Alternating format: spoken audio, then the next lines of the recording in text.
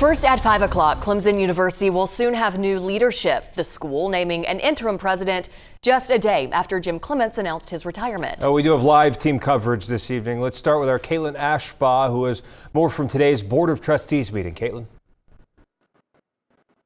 Hey, Mark, Sydney. Well, leadership will go on in its search into the next year, but in the meantime, they're passing the torch off to current provost Bob Jones. They're hopeful that they'll have that leadership role secured by the fall of next year. And Jones is a two-time Clemson graduate. He's also defined as being a Clemson alumni through and through with more than a decade of leadership service to the university. We also know that it's important to note that Jones is not correlated to Bob Jones University, which is located in Greenville. The board made that announcement earlier this afternoon after a nearly hour-long executive session with the board members, and board chair Kim Wilkerson said in that meeting that she described the moment as bittersweet, but she said it's an exciting step forward as they continue this search for a new president. They also approved in the meeting a presidential search committee and an executive search firm. Jones will step into this role at the beginning of next year. In the meantime, the university does say they plan to publish a public website, and that'll have updates on the search as it heads into the new year.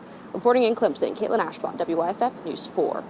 Caitlin, thank you. Now, prior to his retirement announcement, President Jim Clements was last in the headlines in October when he and Clemson University trustee and former Governor Nikki Haley resigned from their positions at a development company. Our Nate Stanley has been making calls and reading documents all afternoon and joins us now with more in the studio. Nate.